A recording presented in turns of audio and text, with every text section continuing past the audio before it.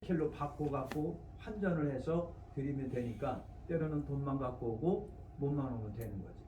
이렇게 편의를 위해서 마련한 교회 제도였었다라고 하는 건데, 근데 예수님께서 요건으로 태클을 만들어 갖고 다 쫓아왔다고 그랬어요. 왜? 뭐라고 예수님이 말씀하십니까? 그렇죠? 빌기 파는 사람, 이것을 여기서 가져가라. 내 아버지 집으로 장사하는 집을 만들지 말라. 이렇게 말씀하시고, 여러분 요한복음에서는 좀 유하게 나왔지만은 마태나 마가나 거기서는 예수님이 성전을 뭘로 만들었다? 강도의 소굴로 만들었다. 예수님이 표현된 강도, 날강도, 때강도, 합법적 강도질을 했다라고 합니다. 근데 왜 강도짓 같은 일들이 벌어졌을까? 그러니까 좋은 의미로 시작이 됐는데 이게 나중에 이제 가다 보면 자꾸 부패가 일어나. 사람 사는 세상은요, 시작할 때는 좋은 의미로 시작을 합니다. 그죠? 그런데 이게 사람들이 모이고 그러다 보니 이게 부패가 되는 거예요. 부패가 돼가지고 그냥 막 진짜 강도 소굴이 된 거예요. 여기에 이제 누가 결탁이 되면 상인들, 아니면 교회 성전 관리자들, 또 아니면 대제사장들, 이런 사람이 관련이 되는 거예요.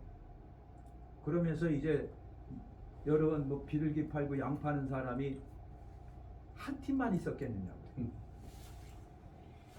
그죠? 여러 팀들이 들어오겠죠. 그래 여러 팀들이 들어오면 어떡하고요? 가능하면 내 걸, 가능하면 좋은 자리, 가능하면 다량으로 판매할 수 있는 기득권을 얻기 위한 싸움이 있겠지요. 그러면 어떡하? 그 기득권을 얻기 위해서는 로비가 필요하고 뇌물도 필요했을 거라는 말이죠. 이게 이제 그러다 보니까 교회가 강도의 소굴이 되어버린 거예요. 강도의 소굴. 여의도 교회 1년 예산이 얼마라고 그랬죠, 제가?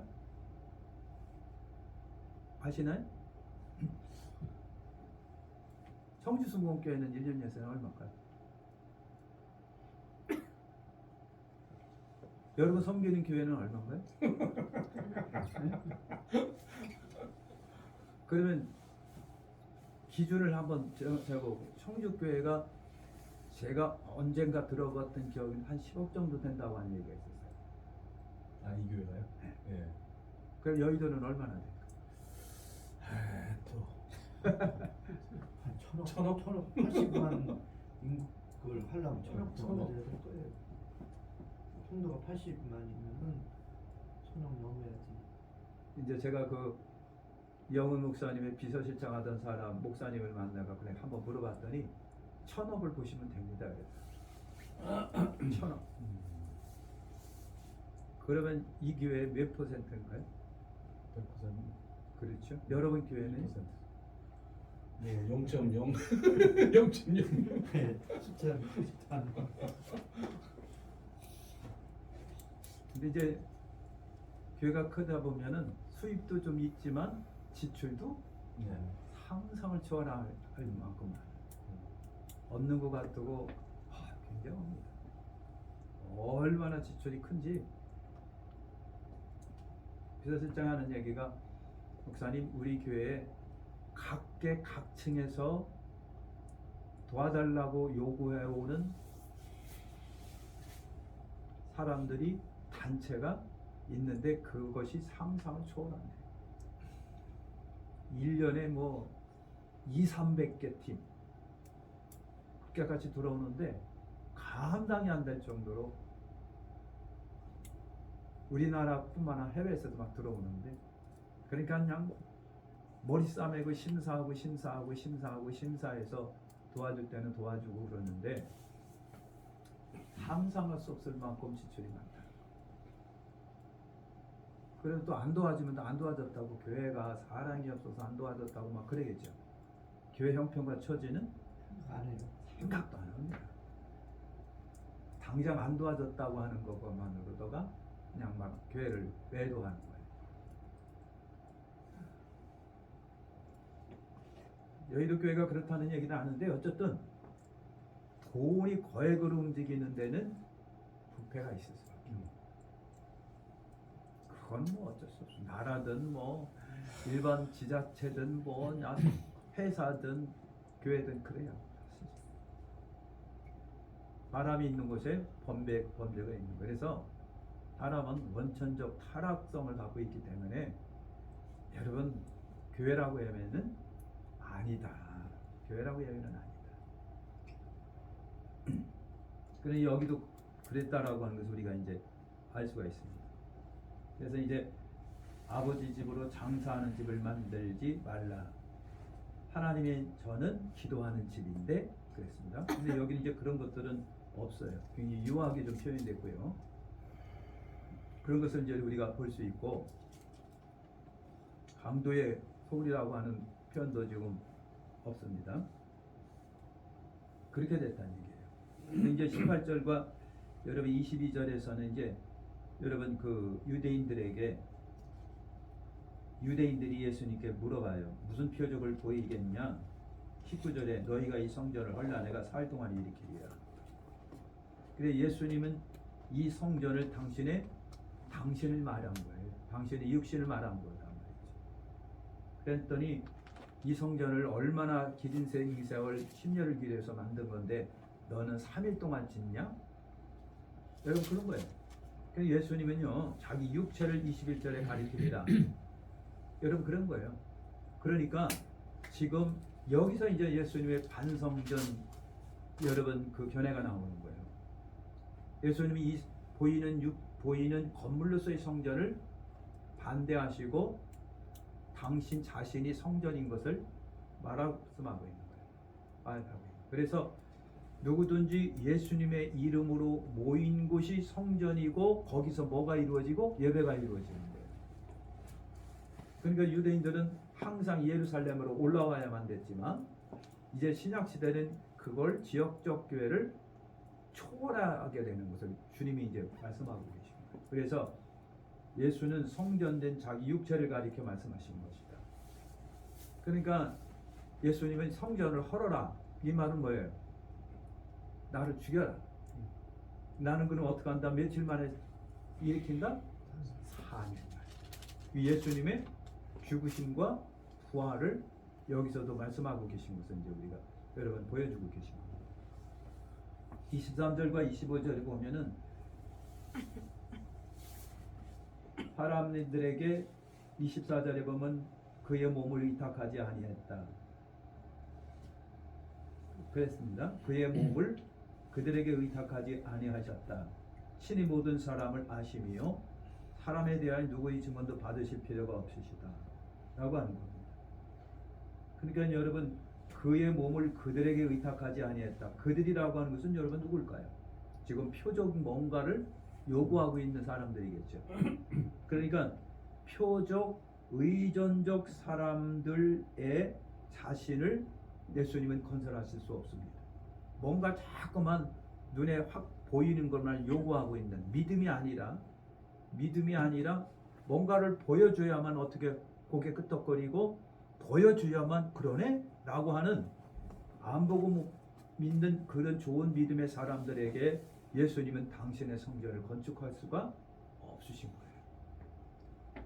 그러니까 오늘 우리도 그렇죠. 믿는 자 속에 주님이 계시면서 믿는 자 안에 하나님의 신령한 교회는 세워지는 거예요. 믿음 속에 세워지는 건데 자꾸만 뭔가를 바라보고 보여줘야 되고 만져줘야 되는 그 사람들에게는 여러분 이 신령한 하나님의 교회가 세워질 수가 없죠. 그래서 그 사람들에게 의탁하지 아니하셨다라고 합니다. 이제 세 번째 3장에 보면은요 예수와 니고데모 이야기가 이제 여러분 나오고 있습니다. 그래서 이제 21절까지 보면은 이렇게 이제 예수님과 니고데모 이야기가 나오고 있습니다. 또 여기서 예수님과 니고데모라고 하는 예수님과의 대화는 요한복음 3장밖에는 안 나온다. 근데 니고데모라고 하는 이름은 어떻게 들어보셨나요? 네. 어디서 들어보셨나요? 예수님을 잡힐지 잡히기 전에 한번 번호 죽었을지 이런. 예수님의 무덤을 제공해서 장사 지내준 사람은 누군가요? 요셉. 향유를 갖다 제공한 사람은 모략을 제공한 사람은 니고데모였었어요. 그 니고데모는 숨은 제자였었다. 나타나지 못하는 왜 나타나지 못할 그 니고데모는 공회원이었었어요. 사내들인 공회원이었었는데 공개적으로 예수님을 지지하지를 못하는 공개적 지지를 못하는 거 숨어 있는 제자였다. 자 그래서 이제 밤중에 니고데모가 1절과 2절에 보니까 찾아왔다. 요 밤이라고 하는 거예요. 그죠? 밤. 그러니까 어떻게 보면요. 다른 사람이 이목이 두려워서 밤에 찾아온 것도 있겠고 또는 한편으로는 니고데모의 어떻게 하면 믿음의 상태라고 그럴까 신앙 고백의 상태가 완전하지 못한 아직도 어둠이라고도 봐도 여러분 되겠죠. 니고데모라는 사람이 유대인의 지도자라 사내들이 공회원입니다. 그래서 이제 그가 예수님께 찾아왔습니다. 하나님께부터 오신 선생인 줄 아나이다. 당신이 행하신 이 표적을 아무도 할 수 없습니다. 여러분 그랬다는 얘기입니다. 그래서 이제 밤중에 니고데모가 예수님을 찾아왔다. 그러면 이제 3절과 8절에 보면은 예수님께서 이 니고데모에게 거듭난다라고 하는 말씀을 하셔야 됩니다. 하십니다. 거듭나지 않으면 하나님 나라를 볼 수가 없다. 거듭나다라고 하는 단어를 주님이 이제 니고데모에게 여러분 사용하십니다. 거듭나다, 다시 태어나다. 그러니까 동문서답이 이제 니고데모하고 이루어지는 것을 우리가 이제 볼 수가 있습니다. 아까도 여러분 18절에 유대인들이 표적을 보이고 19절에 이 성전을 혼란해가 살 동안 일으키리라 했을 적에 예수님 말씀 그 다음에 니고데모도 예수님이 말씀하실 때 동문서답을 하고 있어요. 그러니까 여러분 정말 저나 여러분이나 예수님 앞에 동문서답하는 존재면 골치가 아픈 거예요. 그렇죠? 솔직히 말해서 동문서답이 아니라 주님의 말씀을 알아차릴 수 있어야 됩니다. 이것이 언제 가능했느냐면은 마가다락방 이후에 가능해집니다. 이게 성령의 역사인 거예요. 그래서 요한복음은 성령께서 가르쳐 주시고 보여주고 생각나게 하시고 예수님이 말씀하신 것을 깨달아 알게 하셨었던 분이 성령님이세요. 그러니까 성령님이 우리 안에서 역사하지 못하면은 솔직히 동문서답하는 경우가 있겠죠. 그죠? 자, 그런 걸 보고 그래서 거듭나지 아니하면 하나님 나라를 볼 수 없다. 했을 때 니고데모가 아니 지금 내 나이가 몇인데 라고 하는 거예요. 늙으면 어떻게 날 수 있습니까? 두 번째 모태에 들어갈 수 있습니까? 당연히 그렇게 니고데모가 물어볼 수밖에 없죠. 그죠? 그렇죠. 당연히 그렇게 물어보죠.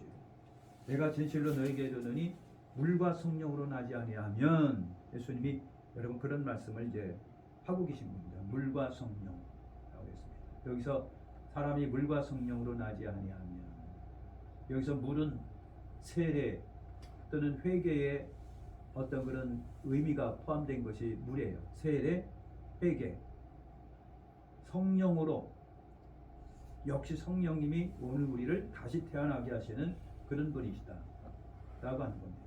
그래서 하나님 나라에 들어갈 수 없느니라. 육으로 난 것은 육이고 영으로 난 것은 영이니 그랬어요.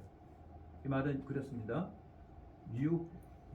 육유로 태어나는 존재는요 절대 하나님 나라에 들어가지를 못합니다. 반드시 무슨 작업이 필요하고요? 성령의 다시 태어나게 하시는 작업이 반드시 있지 아니하면 안 됩니다. 그래서 육은 육이 뿌고 영이로 난 것은 영입니다. 그렇게 하지 않으면 안 되게 돼 있는 것을 말합니다. 거듭나게 했다는 말을 이상해 성령으로 난 사람 다 그러하니라. 그래서 이제 8절에 보면 바람이 임으로 불매 여러분 그랬습니다. 임으로 볼매. 바람이 존재한다고 하는 것은 알면서도 손에 잡히거나 보이지 아니하는데 바람은 반드시 결과를 나타내잖아요. 성령도 그러시다라고 하는 거. 그래서 성령도 존재하고 계신데도 불구하고 잡히거나 보이지는 않는데도 불구하고 성령이 역사하면 우리는 반드시 어떻게 한다? 거듭난다. 다시 태어나는 역사가 오늘 우리 가운데 일어납니다. 그래야만 여러분 영적인 존재가 되고 그래야 하나님 나라에 들어갈 수 있습니다. 그래서 영적인 사람이 되기 위해서는 거듭나는 기적이 반드시 있어야 됩니다. 이거는 사람이 조작한다고 될 수 있는 것이 아니고 성령으로 다시 태어나는 역사가 있어야만 됩니다. 이건 하나님의 역사입니다. 그 다음에 이제 9절과 12절에 보면은 이제 니고데모가 소위 사내들인 일입니다. 종교 지도자인데도 불구하고 이런 거에 관해서 전혀 상식이 없다는 얘기가 됩니다. 그러니까 유태교의 맹점을 지금 니고데모에게서 보는 거예요. 종교 지도자이고 사내들인 회의원인데 이런 거에 관해서는 문외 안 해요. 전혀 모르고 있는 그 사실을. 그러니까 예수님이 오신 거예요. 그래서 그러기 때문에 예수님이 오셔서 신비한 하나님의 나라 세계 구원의 역사를 끊임없이 가르쳐 주시고 보여주시고 그러신 거예요. 그래서 9절에 여러분 그 이스라엘 선생으로서 알지 못하느냐 예수님께서 그런 책망을 여러분 하고 계신 것은 이제 이렇게 봅니다. 이해를 못하고 있는 니고데모. 그 다음에 이제 여러분 13절과 이제 15절에 보면은 하늘에서 내려온 자 곧 인자 외 하늘에 올라갈 자가 없다. 모세가 강에서 뱀을 든 것 같이 인자도 들려야 하리니. 이는 그를 믿는 자마다 영생을 얻게 하리 하십니다. 그랬습니다. 예수님의 죽으심과 부활을 예고하고 계신 거예요. 그러니까 여러분 니고데모에게 13절과 15절을 말씀하신 것은 여러분 뭘까요? 이렇게 신령한 영적 구원 이런 거 거듭남의 역사를 위해서 주님이 오셨는데 그 주님의 역사는 죽으시고 부활하는 거. 그래서 속량, 대속, 속죄 예수님이 이 세 가지를 다 감당하신 거예요. 그죠? 14절이 그겁니다. 모세가 광에서 뱀을 든 것 같이 인자도 들려야 하리니. 모세가 광에서 부리뱀 만들어서 상태 높이 달았죠. 그죠? 인자도 들려야 하리니. 그러니까 예수님도 아세살 양. 그래서 아세살 양이 되시는 건데 아세살 양은 여러분 그 양을 갖고 오면은 유대인들이 그 양 머리에다가 안수한다고 그랬죠. 무슨 안수인가요 이거는? 저주의 안수. 축복이 아니고 미안하지만 내 죄를 몽땅이가 갖고 가라. 미안하지만 내 죄를 다 갖고 가라. 유치하고 치사하지만 네가 다 갖고 가라. 해가지고 여러분 아세셀 양을 데리고 광야로 무인 지경이라 그러죠. 사람 없는 곳으로 끌고 가서 그냥 버려두고 오는 거예요. 그러면 아세셀 양 시온 양 맹맹거리고 돌아다니다가 싸나운 이리한테 갈갈이 찢겨 죽겠죠. 죽겠죠. 그죠? 예수님이 우리의 모든 죄를 그렇게 속량하시고 나의 죄를 대속하시고 그리고 죄를 속량 사하시고 짊어지고 그리고 대신 죽으신 거예요. 이것이 이제 14절에서 보여지고 있는 거예요. 모세가 광에서 뱀을 든 것 같이 인자도 들려야 돼요. 그러니까 뱀이라고 하는 것은 기분 나쁘죠. 그죠? 뱀은 어쨌든 기분 나빠요. 어떤 유튜브를 보니까 미국인가가 어디서 집을 사갖고 이제 갔어요. 이사 가고서 이제 보니까 멍멍이가 자꾸만 뭔가를 쳐다보고 멍멍거리는 거예요. 그래서 이상하다 하고 주인이 가서 이렇게 떨어진 그 벽지를 이렇게 쳐다보니까 뱀이 우글거리군요. 뱀 속으렸었어요, 그지? 그냥 말을 들춰보니까 뱀, 벽장 뜯어보니까 뱀, 다 뱀이냐. 뱀의 소굴이었습니다. 뱀은 징그러운데, 그죠? 뱀하고 친해지기가 힘들어요. 근데 뱀하고 친해지는 사람이 있어요. 이따만한 뱀을 갖다가 같이 끌어안고 자지를 않나. 아유, 참. 근데 어쨌든 예수님이 뱀을 든 것 같이 인자도 들려야 하리니 여러분 그랬습니다. 그 뱀은 뭐예요? 뱀은요 사탄을 상징합니다. 그러니까 죄를 다 짊어지신 예수님은 이런 모습으로 가십니다. 그럴 수밖에 오늘 우리가 죄를 해결하지 않으면 누구 자식이다? 사탄. 네? 사탄의 자식인 거예요. 사탄의 자식인 거예요. 사탄은 뱀의, 독사는 새끼도 독사죠. 새끼니까 독이 없을 것 같아도 새끼에게 독이. 그러니까 우리 사탄은 말의 능수예요. 말로 유언비어, 말로 엄청나게. 근데 우리가 죄를 해결하지 않으면 우리도 미안하지만 새끼 독사야. 우리 입에서 나가는 말들이 사람에게 치명적으로 나쁜 영향을 끼칠 수밖에 없잖아요. 그걸 인정하시나요? 안 인정하시죠? 네, 나는 내 입은 거룩하니까 맨날 루즈칩 바르고 다니니까 아니죠. 그러니까 죄를 해결하지 아니하고 예수의 영이 우리 속에서 살아 역사하지 않으면 우리는 천산 뱀 새끼다. 그러면 독사만 애미 독사만 독이 있는 게 아니라 나와 여러분들이 입에서 나가는 이 말도 독이다. 그러니까 빨리 이 말을 바꿔줘야 돼. 그래서 어떤 목사님은 방언을 주셨다고 그러더라고요. 여러분 그렇습니다. 그래서 이제 여러분 그 모세가 광야에서 뱀을 든 것 같이 인자도 들려야 합니다. 16절과 21절은 그를 믿는 자마다 멸망치 않고 영생을 얻는다. 16절과 21절에서 여러분 예수님께서 정말 하나님이 세상을 이렇게 사랑하사 독생자를 주셨으니 예수 믿는 자마다 멸망치 않고 영생을 얻게 하려 하십니다. 아들을 세상에 보내신 것은 세상을 심판하려 하심이 아니라 그런 말미암아 세상을 구원받게 하려 하십니다. 초림의 예수님이 16절과 17절에 초림 예수님은 바로 심판주로 오신 것이 아니라 구원주로 오신 거고, 재림주는 뭘로 오시는 겁니까? 그러면 심판주로 여러분 오신 겁니다. 그를 믿는 자마다 심판을 받지 아니한 것이고 믿지 않는 자 하나님의 독생자 이름을 믿지 아니함으로 벌써 심판을 받은 것입니다. 그러니까 예수님을 믿느냐 안 믿느냐, 믿으면 영생이고 안 믿으면 이미 심판을 받았다라고 보는 겁니다. 자, 그 다음에 이제 3장 22절서부터 여러분 그 36절까지는 여러분 그 요한의 마지막 증언이 됩니다. 요한의 마지막 증언. 그래서 이제 예수의 세례 베푸심과 요한의 증언, 이렇게 22절과 30절에 여러분 그렇게 이제 보여주고 있습니다. 예수님께서 제자들과 이집트 땅으로 거기 거하시며 세례를 베푸시더라.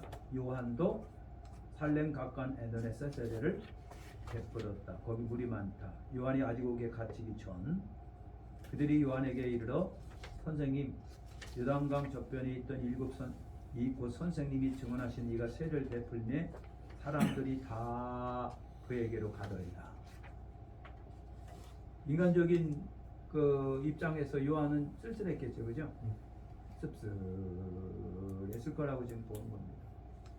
근데 이제 그러면 우리가 이제 인간적인 입장에서 보면 그랬을 건데, 요한복음 27절에서는 이제 하늘에서 주신 바 아니면 사람이 아무것도 받을 수 없다.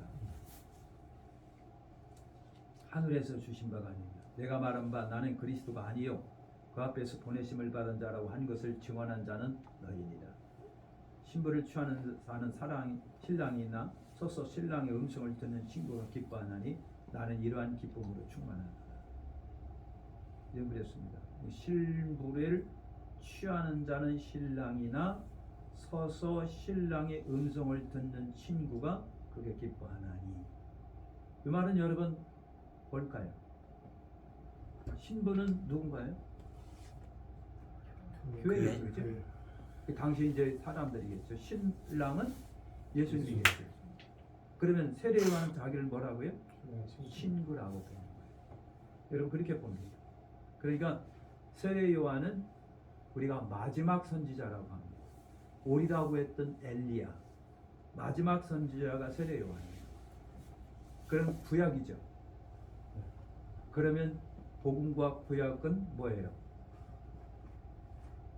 친구적인 관계가 되는 거예요. 그래서 율법은 예수님을 기뻐해야 됩니다. 기뻐하고. 그러니까 그런데 여러분 그 유태교 종교 지도자들은 친구커녕 예수님을 십자가에 못 박았다라고 합니다. 그들도 예수님에 관하여 기뻐했어야 되는데 그들이 그렇게 기뻐하지 않았다. 십자가에 못 박았다. 그러니까 여러분 얼마나 지금 율법이 유태교가 예수님 오시고 얼마나 예수님과 반대로 흘러가고 있다라고 하는 것도 느껴 알 수가 있죠. 그렇죠? 굉장한 반대로 흘러가고 있는 거. 그러니 예수님이 노끈으로 채찍만다 휘둘러야 되고 성전을 바라보면서 눈에서 눈물이 나오고 저 성전이 허물어지는 것을 보시면서 가슴 아파하셨다는 거. 30절에 그는 흥하여야겠고 나는 쇠하여야 하리라. 당연하죠. 그죠? 복음은 계속해서 확장 번성해야 되겠고 율법은 미안하지만 사명을 다했기 때문에 바울이 말한 것처럼 공학선생이고 역할을 다했기 때문에 자연히 사라져야만 된다라고 하는 거예요.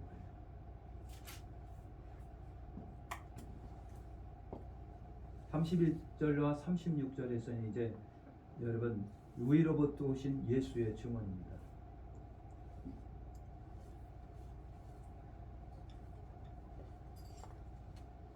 그래서 하늘에 속하기에 하나님의 말씀을 하고 그를 통해 영생이 있다.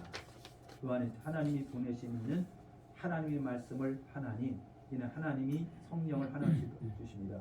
아버지께서 아들을 사랑하사 만물을 다 그에게 손에 주셨으니 아들을 믿는 자에게는 영생이 있고 아들에게 순종하지 않은 자는 영생을 보지 못하고 도리어 하나님이 진노가 그에게 있느니라. 이것이 이제 요한의 어떻게 보면 여러분 마지막 증언이에요. 마지막 예수님에 관한 증언입니다. 하늘에서 오신 분, 성령을 하나씩 부어주시는 분, 만물을 창조하고 다스리게 하신 분, 믿을 때 영생이 주어지는 분. 이렇게 이제 요한이 예수님을 마지막으로 증거했다라고 하는 것입니다. 자, 그럼 이제 4장으로 우리가 넘어가면요. 여러분 예수님과 사마리아 여인의 이야기가 여러분 나오고 있습니다. 예수와 사마리아 여인.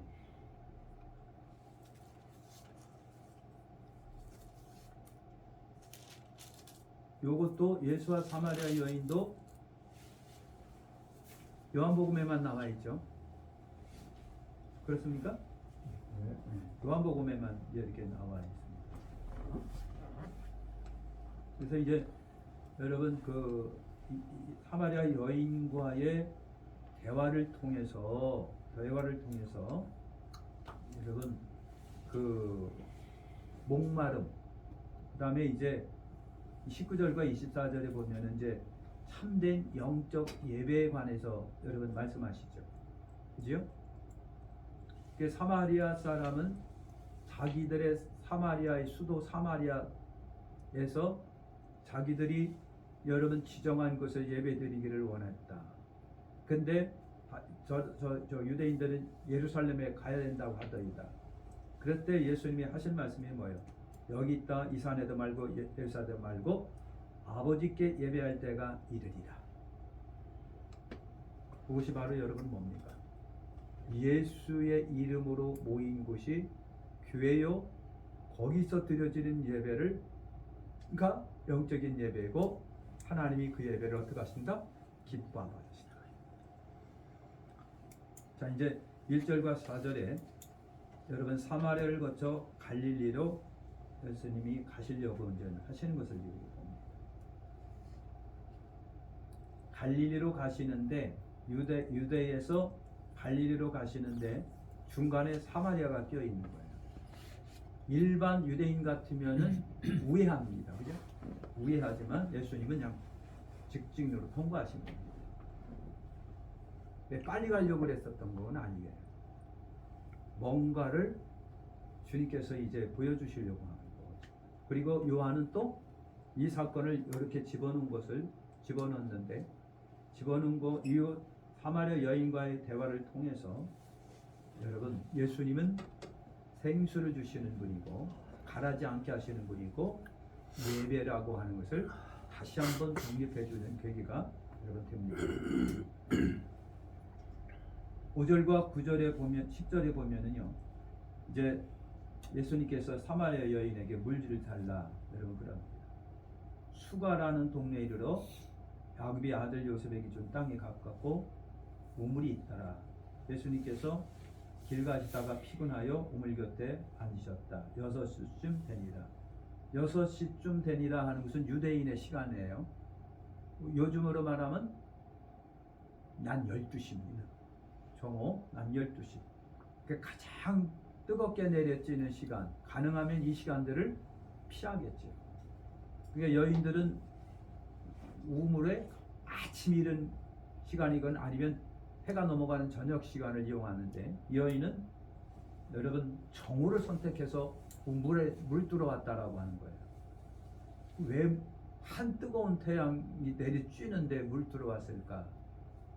추측이 이제 충분히 될 수가 있겠죠. 그러면서 예수님이 남편 불러와라. 그랬었던 것을 우리가 알 수 있습니다. 그러니까 이 여인에게는 참 인간적으로 문제가 좀 있겠구나. 이런 걸 짐작을 할 수가 있겠죠. 물을 달라. 당신은 유대인인데 사마리아 여자에게 나에게 물을 달라고 하십니까? 10절에 내가 만일 하나님의 선물과 내게 물 좀 달라 하는 이가 누구인 줄 알았더라면 내가 그에게 구하였을 것이고 그가 생수를 내게 주었으리. 이런 이제 예수님이 그 여인에게 여러분 이제 말씀을 주고 하시는 것을 이제 봅니다. 내가 만일 하나님의 선물, 내가 물 좀 달라는 이가 누구인 줄 알았더라면 내가 그에게 구했을 것이고 그가 생수를 내게 주었으리라. 만일 하나님의 선물 또 내게 물 좀 달라는 이가 누구인 줄 알았더라면 여기가 여러분 이것이 이제 여러분 복음입니다. 복음.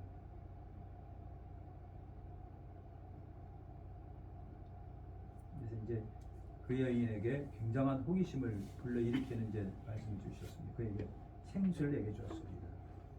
11절과 14절에 여기서도 이제 또 동문서답이 이루어지게 됩니다. 동서답. 예수님이 10절에 이런 말씀을 하시니까 여인은 이제 여러분 우물은 깊고 누가 준 적도 없는데 어떻게 당신이 그 생수를 얻겠습니까? 라고 하는 이 말을 여러분 하게 됩니다. 그래서 예수님께서 이 물을 마신 자마다 목마르느니와 내가 주는 말을 마시는 자는 영원히 목마르지 아니하니 내가 주는 물은 그 속에서 영생하도록 솟아나는 샘물이 되리라. 이야기를 여인이 딱 듣는 순간 여러분 어떡하고요? 저거만 있으면은 우물 길러 안 오는데 안 와도 되는데 사람들 안 봐도 되는데 안 창피해도 되는데 이런 생각이 다 들어갔어요. 그래서 이제 그 물을 내게 주사 목마르지도 않고 여기 물 길러 오지도 않게 하옵소서. 여인이 그랬다는 얘기입니다. 그때 예수님이 남편을 불러오라. 15절과 18절에 이제 남편을 불러오라. 생수를 요구하는 여인에게 남편을 불러오라. 나는 남편이 없습니다. 그래, 내가 남편이 없다는 말이 옳도다. 너에게 남편 다섯이 있고 지금 있는 자도 내 남편이 아닙니다. 그러니까 여러분 여인은 어떻게 보면 좀 기구한 팔자를 갖고 있는 여인이에요. 그죠? 기구한 팔자를 갖고 있고 그러다 보니까 사람들 앞에 감히 나서기도 좀 그런 여인. 자기가 생각해도 좀 부끄러운 여러분 그렇죠. 또 어떻게 보면은 의도적인지 아니면 비의도적인지는 몰라도 의도적이라고 한다면 만족을 모르는 여인이겠죠. 비의도적이라고 한다면 기구한 인생을 살고 있는 여인이겠죠. 그러니까 여러분, 그러니까 이 여인은 전체 문맥을 통해서 본다면은 굉장히 뭡니까 삶의 만족을 모르는 여인이다. 늘 가라다. 뭔가 불만족스럽고 뭔가 채워져야 되는데 그 채우지도 못하는 안타까운 마음을 갖고 있는 여인이다. 그런 것을 우리가 이제 발견하게 됩니다. 그래서 이제 19절에 이제 19절과 24절에 보면 이제 여인이 참된 영적 예배를 이제 여인에게 예수님이 가르치시는 것을 봅니다. 그 여자가 내 정체를 정확하게 꿰뚫어 보는 이 사람이야말로 쪽집게다, 선지자다 이렇게 이제 보고요. 그러면서 이제 우리 조상들은 이 산에서 예배하는데 당신들의 말을 예배할 곳이 예루살렘에 있다 하이다. 그러면서 이제 아마 입장 난처한 그런 분위기의 그런 것을 모면해 보려고 이제 산 얘기를 했던 것 같아요. 우리 조상들이 이 산은 이제 그리심산라고 말할 수 있고요. 이 사마리아 사람들은 그리심산에서 예배를 했다. 해오고 있었고 또 유대인들은 예루살렘이었었다라고 하는 겁니다. 그러니까 여러분 사마리아 사람들도 뿌리는 유대인이죠, 그죠? 피가 막 섞여갖고 지금 그렇지만은 여러분 뿌리는 유대인입니다. 그러면서도 이제 여러분 예루살렘이 아니라 그리심산이라고 하는 거예요. 예수님께서 여자여 내 말을 들으라. 이 산에서도 말고 예루살렘에서도 말고 너희가 아버지께 예배할 때가 이르리라. 너희는 알지 못하는 것을 예배하고 우리는 아는 것을 예배하느니 이는 구원이 유대인에게서 남이니라. 아버지께 참되게 예배하는 자들은 영과 진리로 예배할 때가 오나니 곧 이때라. 아버지께서는 자기에게 이렇게 예배하는 자들을 찾으십니다. 그러니까 이 사마리아 여인과 사마리아 사람들이 드려지는 예배 아니면 유대인들이 예루살렘에서 드려지는 예배는 여러분 뭡니까? 어딘가 모르게 막연하고 대상이 없는 지식 없는 그런 예배였었는데 이제 예수님의 오심으로 인해서 여러분 어떻게 하고요? 영과 진리로 성령이 함께 하시며 말씀이 왕성하게 역사하는 예배가 온다. 이것이 바로 이제 예수님을 영접함으로 이제 누구든지 예수의 이름으로 모여서 예배드리는 곳에 주님이 계시고 그 예배를 하나님이 받으시고 그곳이야말로 진정한 성전이다. 이런 것들을 이제 여러분 말씀을 하고 있는 겁니다. 그러니까 요한복음 4장에서는 이 예수와 사마리아 여인과의 말씀 속에서는 여러분 뭡니까? 예배라고 하는 거. 그죠? 구약의 예배, 제사가 이렇게 바꿔진다라고 하는 이런 것들을 아마 요한은 말하고 싶었던 것 같아요. 그죠? 말하고 싶었던 것. 자, 이제 25절과 26절은 예수님께 메시아 되심을 이제 여러분 보여줍니다. 여자가 이르되 메시아 곧 그리스도라는 이가 오시면 모든 것을 우리에게 26절에 내가 말하는 내가 그다. 그러니까 요한은 이 기사를 통해서 예수님은 내가 누구다? 그리스도다. 이런 것들을 명확하게 여러분 보여주고 있습니다.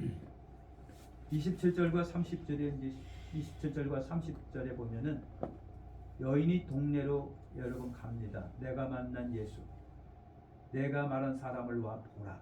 이는 그리스도가 아니냐. 여자가 물동을 버려두고 동네로 들어가서 사람들에게 외쳤다 그랬어요. 사람들 만나기 싫어서 12시에 온 사람이 예수를 만나고 그러면서 어떻게 하고요? 오히려 사람 속으로 뛰어 들어가 있는 것을 봅니다. 그리고 내가 말한 사람을 와보라. 그런 그리스도가 아니냐. 31절과 38절에 제자들에게 예수의 참된 양식을 여러분 소개를 해주고 있습니다. 그 사이에 제자들이 여러분 어떻게 하고요? 예수님과 같이 먹을 도시락을 준비하려고 아마 흩어졌다가 돌아온 것 같아요. 근데 내가 먹을 양식이 있다. 여러분 그럽니다. 누가 줬습니까? 네, 예수님 나를 보내신 이의 뜻을 행하는 것이 뭐다? 양식이다. 그 말씀을 여러분 하십니다. 눈을 들어 밭을 보라 휘어져 추수하게 됐다. 여러분 왼수라고 생각하는 사마리아, 예수 그리스도 안에서는 더 이상 사마리아가 왼수가 아닙니다.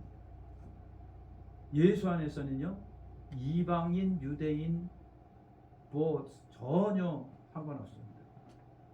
예수 그리스도 안에서는 이방, 유대인이 뭐 사마리아 다 초월한 그리스도 예수 안에서 하나님의 자녀일 수밖에 없는 이런 것들을 이제 선포하고 있는 그런 우리가 봅니다. 39절과 42절에 이제 사마리아인들이 예수를 여러분 믿다. 그리고 여자의 말이 내가 행한 모든 것을 그가 말하되 증언함으로 그 동네 중에 많은 사람이 예수님 사마리아인 예수를 믿는지라 그랬습니다. 그러니까 여러분 몇백 년 동안 왼수로 살았던 관계가 복음으로 여러분 통합되고 하나 되는 역사가 일어난 거예요. 그러니까 복음이 있는 곳에는 뭐가 있어야 돼요? 통합과 화합의 역사가 일어나야 되겠죠, 그렇죠? 대답 안 하시는 거 보니까 이제 우리 시간 따가 합시다. 39, 42절까지 우리 하고 그래서 이제 이를 유하심에 예수의 말씀으로 말미암아 믿는 자가 더욱 많아지고 이젠 우리가 친히 듣고 그가 참으로 세상의 구주인 줄 알리리라. 사마리아 유대인들이 그렇게 왼수 취급하고 더럽게 생각하고 아주 그냥 상종도 안 했던 그곳에도 복음의 역사가 어김없이 일어납니다. 그러니까 예수님은 어떻게 하고요? 갈등과 원수 맺음과 이런 것들 속에서 해결과 통합과 화합의 역사를 여러분 예수님이 일으키십니다. 복음이 바로 그 역할을 감당하는 거예요. 아멘. 네. 우리 여기까지 일단 마시고 휴식을 갖겠습니다.